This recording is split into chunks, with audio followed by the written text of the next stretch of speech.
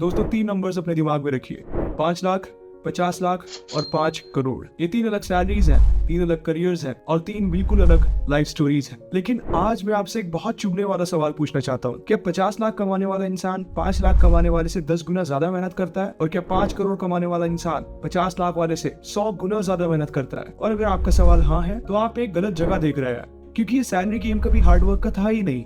ये गेम है रिप्लेसेबिलिटी का। आज इस वीडियो में मैं आपको 3 ऐसे लोगों से मिलवाऊंगा जिन्हें देखकर आपको अपना करियर एक नई रोशनी में दिखेगा। हम देखेंगे कि कौन कितना कमाता है, किस कॉस्ट पे कमाता है और सबसे जरूरी, आप अभी कौन सा गेम खेल रहे हैं और आपको असलियत में कौन सा खेलना चाहिए। इससे पहले कि हम कैरेक्टर से मिले, थोड़ा कड़वा सच फेस कर लेते हैं। इंडिया में इनकम का गैप किसी पहाड़ जैसा है। हमारे देश के बॉटम 50% लोग साल का 71,000 रुपए भी नहीं कमा पाते, मतलब महीने का सिर्फ 6,000 रुपए। और अगर आप साल का 5-10 लाख रुपए कमा रहे हैं तो कांग्रेट्स, आप ऑलरेडी इंडिया के टॉप 2% लोगों में आते हैं। लेकिन अगर कोई 5 करोड़ कमा रहा है तो दोस्तों वो इंसान इसी कंट्री में रहकर एक बिल्कुल अलग मैट्रिक्स में जी रहा है। आज हम उस मैट्रिक्स के रूल्स को ब्रेक करेंगे। सबसे पहले मिलते हैं रोमेश से। रोमेश 24 साल का है, एक टियर 2 इंजीनियरिंग कॉलेज से निकला है। उसने पढ़ाई तो की पर उसे 3rd ईयर में ही समझ आ गया था कि इंजीनियरिंग उसके खून में ही नहीं है। पर करे क्या, घर का प्रेशर, दोस्तों की प्लेसमेंट, उसने वही किया जो सब करते हैं। रोमेश को TCS में जॉब मिली। उसका CTC 4.8 लाख था।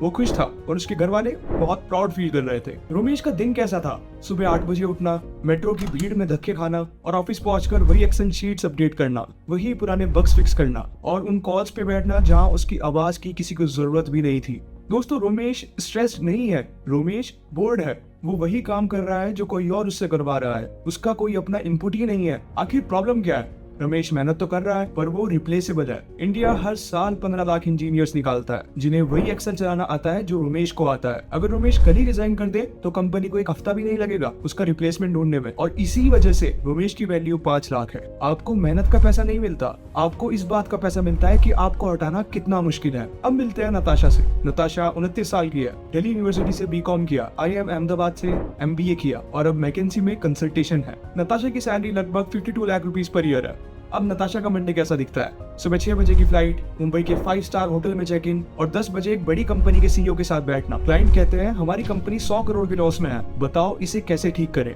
नताशा के एक गलत डिसीजन से 50 स्टोर्स बंद हो सकते हैं और 500 लोगों की नौकरी जा सकती है। नताशा बोर्ड नहीं है, नताशा एग्जॉस्टेड है। उसने पिछले 2 साल में 3 दोस्तों की शादी मिस की है। उसका रिलेशनशिप इसी स्ट्रेस की वजह से टूट गया और उसकी माँ रोज पूछती है बेटा शादी कब करेगी। नताशा के पास जवाब नहीं होता, वो बस अपना बैंक बैलेंस देखती है और अपना दर्द बुला देती है। बट बाय 50 लाख, आखिर 50 लाख ही क्यों? क्योंकि नताशा टास्क एग्जीक्यूट नहीं करती, वो डिसीजन शेप करती है। इंडिया में ऐसे बहुत कम लोग हैं जो CEO के सामने बैठकर स्ट्रैटेजी समझा सके। उसे रिप्लेस करने में कंपनी को 6 महीने लग जाएंगे, इसलिए उसकी वैल्यू 50 लाख है। अब मिलते हैं हमारे आखिरी कैरेक्टर से, ऋषि। ऋषि की एज अराउंड 42 ईयर्स है, IIT, ISB और 20 साल का एक्सपीरियंस लेकर बैठा है। वो एक फिनटेक स्टार्टअप का CEO है और ऋषि की salary around 5 crore per year है। ऋषि का दिन सुबह 6 बजे इन्वेस्टर्स के गुस्से भरे ईमेल से शुरू होता है, 11 बजे RBI के साथ कंप्लायंस की फाइट और 2 बजे फंडिंग की मीटिंग। ऋषि वो डिसीजन लेता है जो कंपनी को कल ही डुबा सकती है या फिर उसे 10 गुना ज्यादा बढ़ा सकती है। ऋषि के पास एक सी फेसिंग अपार्टमेंट है,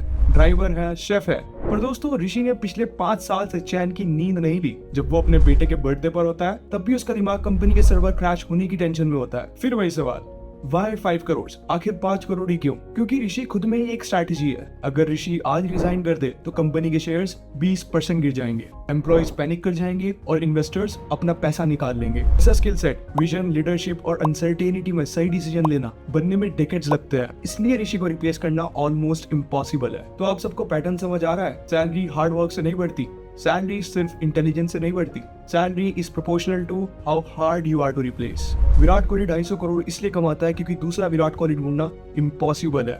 एक बस ड्राइवर मेहनत बहुत करता है पर दूसरा ड्राइवर 1 महीने की ट्रेनिंग में तैयार हो सकता है। दुनिया का नियम बहुत सिंपल और बहुत जालिम है, जितना रेयर आप होंगे उतना ज्यादा आप कमाओगे। अगर आप ज्यादा कमाना चाहते हैं तो हार्ड वर्क से पहले अपने रेयरनेस पर काम कीजिए। या तो फील्ड में टॉप 1% बनिए या फिर 2-3 ऐसी स्किल्स को मिक्स कीजिए जो किसी और के पास ना हो। एवरेज रहोगे तो एवरेज ही कमाओगे। दोस्तों मैं ये वीडियो सिर्फ इसलिए बना रहा हूँ ताकि आप वो गलतियां ना करें जो मैंने या फिर मेरे साथ रहने वालों ने की है। अगर आपको अपने करियर डिसीजंस को लेकर थोड़ी भी हेल्प चाहिए तो इस चैनल को सब्सक्राइब कीजिए, क्योंकि मैं वही कंटेंट बनाऊंगा जो मुझे अपने 20s में बनाना चाहिए। कमेंट में बताइए आप भी रोमेश हैं, नताशा हैं या फिर ऋषि बनने की राह पर हैं। मिलते हैं नेक्स्ट वीडियो में। जय हिंद।